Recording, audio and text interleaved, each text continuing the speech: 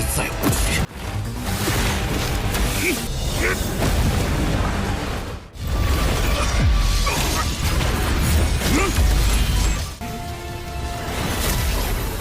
Halo guys, welcome back to KD Universe. Sorry Mimin agak telat upload tanggal 1 ini. Harusnya kan tadi malam, maksudnya kemarin malam. Tapi jadinya di hari Senin.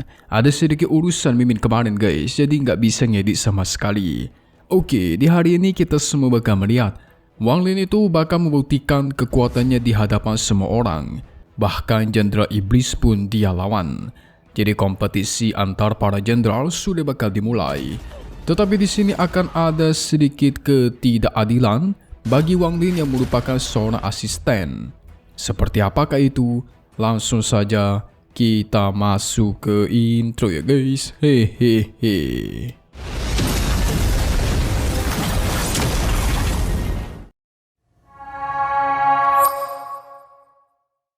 Singkat cerita, di arena kota iblis sudah memulai perangnya. Muncullah sosok sang penasihat kota iblis yang bernama Qin Wuxu. Dia memberikan sambutan dan muncullah ke-16 pejabat kota iblis surgawi.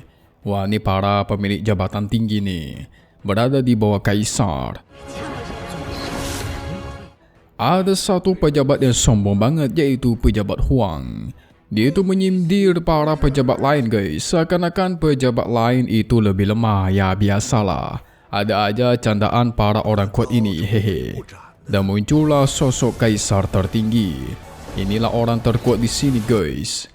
Sang kaisar sudah menetapkan, bagi mereka yang menang dalam kompetisi ini akan mendapatkan jabatan sebagai wakil komandan. Wakil komandan itu di atasnya para jenderal ya guys. Dan dipanggillah para jenderal yang akan bertarung, termasuk si Wang Lin. Aturannya cukup sederhana. Para jenderal akan bertarung dulu, baru nanti setelahnya melawan asistennya guys, seperti Wang Lin dan lainnya. Yang menang dalam 4 pertempuran sekaligus, itu bakal langsung masuk ke ronde 2. Tapi tidak boleh menghabisi si jenderal atau menghilangkan nyawanya. Kalau melanggar akan dieksekusi. Sebagai pembukaan, yang akan bertarung pertama adalah Jenderal Shi Xiao. Wah, salah satu jenderal terkuat itu turun. Jenderal bernama Mo Yun berani maju untuk menantangnya guys. Kita lihat siapa yang lebih kuat. Mo Yun pun maju dan hanya dengan satu serangan jari petir, Mo Yun langsung dihancurkan begitu saja. Mudah banget. Shi Xiao langsung menang. Selanjutnya asistennya yang akan maju. Namanya adalah Tian Kui. Katanya Tian Kui ini jenius dari sekte darah. Kuat nih guys. Tian Kui mengaktifkan teknik raksasa, berubah menjadi besar, lalu menginjak Shi Xiao. Kakinya malah ditembus, lalu tubuhnya digeprek dengan tangan raksasa. Waduh, lagi-lagi ini menjadi kemenangan yang mudah. Shi Xiao menangkap kakinya dan dia hancurkan guys. Si Tian Kui sudah memohon kalah dan ampun, tetapi tetap saja Shi Xiao tidak kasih ampun. Kata dia, pertempuran ini tidak cocok bagi mereka yang lemah dan tua. Tubuh Shi Xiao pun dihancurkan berkeping-keping. Tampaknya para asisten jenderal itu nggak apa-apa dihabisi guys. Cuman para jenderal saja yang tidak boleh. Parah ya, kejam banget.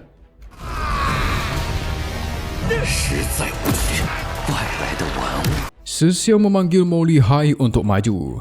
Tetapi Mo Lihai tidak bisa maju karena kan sesuai kesepakatan kemarin, dia tuh kalah dari jenderal Mo Fei. Nggak boleh bertarung. Maka Wang Lin lah yang disuruh buat maju. Wang Lin mau saja maju, tetapi kalau diperbolehkan menghabisi atau membantai. Kagetlah semua orang mendengarnya kan, tantangan Wang Lin begitu berani. Tapi sayang, berdasarkan aturan, Shi Xiao kan udah menang. Maka dia tidak boleh menantang orang lain. Maka dia disuruh buat mundur. Sayang banget, baru saja mau Wang Lin kita kasih paham guys. Wang Lin langsung disuruh maju buat menantang musuh pilihannya. Para pejabat meremehkan Wang Lin yang ranahnya lebih rendah. Apalagi dia itu pendatang dari dunia lain. Banyak pejabat yang gak suka sama dia, terutama si pejabat Huang yang sombong. Tapi ada satu pejabat yang bernama pejabat Yuan. Dia mengajar pejabat Huang yang sombong buat bertaruh. Jikalau Wang Lin kalah, dia bakal serahkan bendera tanda surgawi. Tapi kalau Wang Lin menang, pejabat Huang harus memberikan pirsuan Huangnya. Mantap nih. Taruhan tingkat tinggi guys. Pejabat Huang dengan sombong tertawa keras dan setuju untuk bertaruh. Pejabat Yuan itu berani bertaruh karena dia melihat ada sesuatu hal yang tidak biasa dari si Wang Lin. Ada suatu jenderal iblis yang langsung naik ke atas arena mengira Wang Lin lemah, jadi pengen dia manfaatkan. Namanya adalah Audi. Dia tantang sembari menghina dirinya. Wang Lin balas, "Kau terlalu banyak bacot." Langsung jenderal Audi murka guys. Melancarkan serangan akar-akar merah darah yang mengejar Wang Lin. Sehingga terjadilah pertempuran sengit di sini. Audi memanggil sosok kura-kura hitam yang menyerang. Wang Lin melawan semuanya dengan mudah. Berdasarkan apa yang Wang Lin lihat, kekuatannya Audi itu masih terlalu rendah. Masa adu kekuatan kayak gitu aja, Audi udah kalah telak guys. Malulah dia dihina seperti itu ya kan. Saking murkanya dia membakar esensi kehidupan. Yang akan mengurangi umurnya hanya gara-gara benci kepada Wang Lin terlalu besar. Sampai dia rela melakukan hal tersebut. Dimunculkanlah serangan tombak raksasa merah ke arahnya Wang Lin dan duar. Wang Lin berlindung menggunakan teknik pembantai abadi. Tombak merah dia tahan, lalu naga-naga putih menyerbu ke tubuhnya Audi. Dia ledakkan tangannya Audi sampai hancur lebur. Mantap. Semua orang kaget melihatnya guys, berani banget. Jenderal Audi sempat mengancam kalau Wang Lin tidak boleh menghabisinya karena itu melanggar aturan. Dia kan seorang jenderal, tetapi Wang Lin tidak peduli. Teknik pembantai abadi dimasukkan ke dalam tubuhnya. Qin Wuxi si wasit langsung turun tangan dan mengancam Wang Lin guys untuk berhenti. Tetapi Wang Lin buktikan kalau dia tidak melanggar aturan. Karena si Audi kan masih hidup. Tapi, kultivasi dan tubuhnya si Audi itu dihancurkan sama Wang Lin. Yaitu nggak termasuk melanggar aturan dong, karena kan tidak menghabisinya. Wuxi jadi tidak bisa berkata apapun. Dia hanya menyatakan Wang Lin menang dalam pertempuran ini. Kekuatan Wang Lin yang sangat dahsyat membuat asistennya Audi langsung menyatakan menyerah. Pada takut sekarang guys jadinya. Satu hari pun berlalu, Wang Lin mengalahkan para musuhnya tanpa ada terluka sedikit pun. Total dia sudah menang 4 kali berturut-turut. Jadi bolehlah dia masuk ke ronde 2. Mo Lihai menjelaskan kepada Wang Lin kalau dia tidak perlu takut sama wasit Wushu itu. Selama ini dia cuma jadi bawahan kepercayaannya sama si Kaisar Iblis. Kalau sampai Wang Lin mendapatkan token wakil komandan, Qin Wuxi itu nggak ada apa-apanya guys. Bisa dia jadikan budak. Santai aja. Nanti Lord kita juga bakal membuktikan hal itu. Lagi asik istirahat, tiba-tiba muncullah si jiwa pedang Kaisar Iblis. Kok ada dia guys? Wang Lin yang merasakan auranya, dia pun langsung tahu dan bergegas kabur. Jiwa pedang melirik ke sana kemari dan dia melihat ada yang mencurigakan, segera mengejar. Dia mengejar Wang Lin guys. Li Kuo ketika melihat ada jiwa pedang yang mengejar mereka, dia mau turun tangan. Mau dia kasih paham guys, siapa yang begitu berani mengejar bosnya.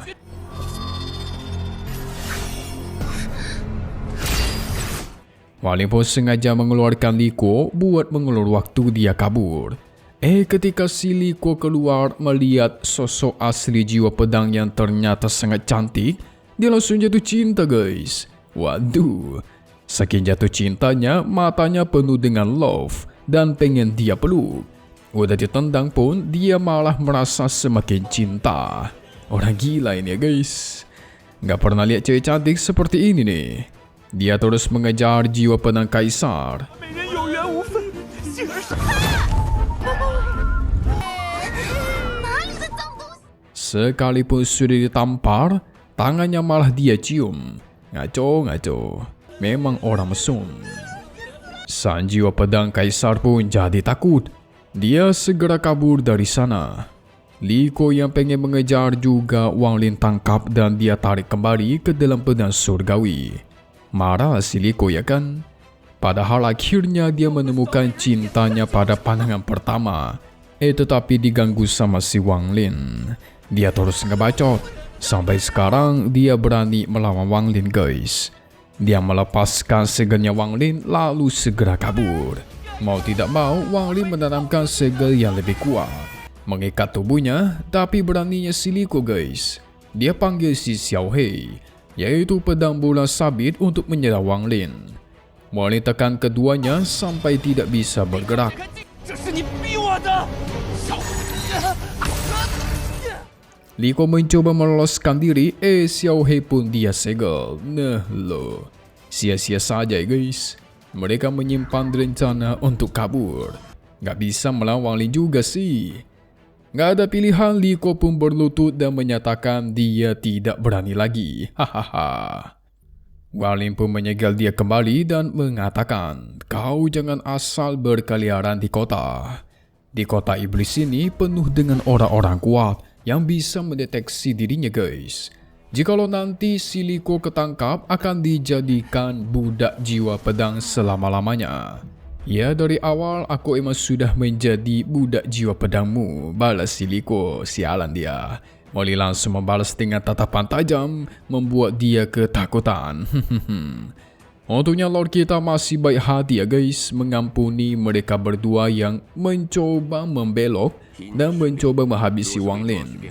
Tapi nggak tahu kapan lagi mereka bakal ketemu si Kaisar Pedang Iblis yang tadi. Harusnya sih nanti ketemu lagi ya, kita lihat saja. Singkat cerita, malamnya Wang Lin diberikan info ada beberapa orang yang mencari dia, ramai banget. Ternyata itu adalah kelompok para asisten. Mereka datang ramai-ramai buat menyatakan terima kasih karena sudah diampuni. Jadi dalam kompetisi iblis ini guys, nyawa para asisten itu nggak dianggap penting. Contohnya tadi di awal-awal, para jenderal iblis tuh nggak boleh dihabisi, tapi asistennya boleh dihabisi sesuka hati. Maka dari situ saja mereka langsung tahu sia-sia aja mengikuti kompetisi ini. Mending mereka datang ke sini ya kan, lalu menyatakan pengunduran diri atas partisipasi dalam kompetisi. Mereka pun mengajak Wang Lin, tetapi Wang Lin tidak mau, dan akhirnya mereka pamit pergi. Wang Lin dari awal udah tahu guys, ini semua tidak adil. Cuman ini satu-satunya cara buat dia memperkuat diri. Dia tahu risikonya emang besar, cuman gak ada yang salah dalam keputusan ini. Dia tidak menyalahkan mereka yang kabur dan tidak menyalahkan diri sendiri. Bisa aja mereka yang tadi kabur itu ada benarnya juga kan? Ya misalkan menyelamatkan nyawa daripada meninggal sia-sia. Benar juga sih. Singkat cerita, malamnya Wang Lin menghampiri Kaisar Iblis Kuyuntun. Bisa-bisanya Lord kita minum-minum sama sosok Kaisar Iblis dengan begitu santai. Wang Lin jadi teringat semua momen. Dari dia manusia biasa sampai sekarang. Semua yang dia lewati itu bukan hal yang mudah. Seperti contoh kehilangan Limuan lah dan banyak lagi. Semua itu dia lewati hanya demi mencapai puncak. Dia mendengar lantunan suara kecapi dari sosok wanita cantik yang memainkannya. Lalu semua ingatannya pun jadi muncul. Dan akhirnya tua. Selesai sudah. Kaisar Iblis melihat itu semuanya dan membiarkannya pergi.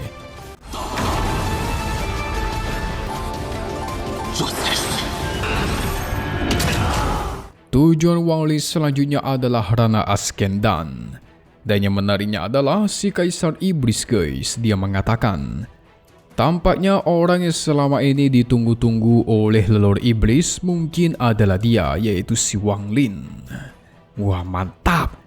Tapi apa sebenarnya ramalan dari leluhur iblis itu? Bahkan Kaisar Iblis saja kagum sama dia, seru nggak guys?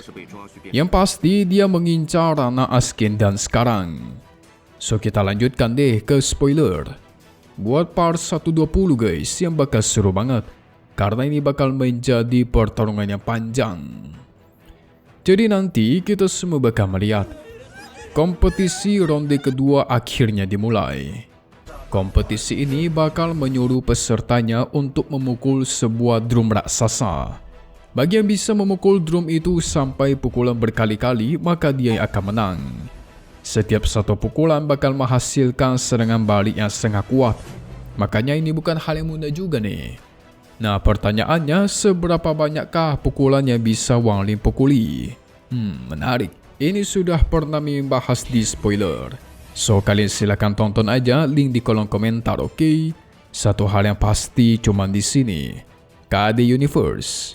Thank you buat kalian sudah nonton dan selalu support channel Mimin. Semoga kalian semua sehat selalu ya. Memang pamit undur diri dulu. Kita bakal ketemu lagi di video-video selanjutnya. Oke kalau gitu, see you guys.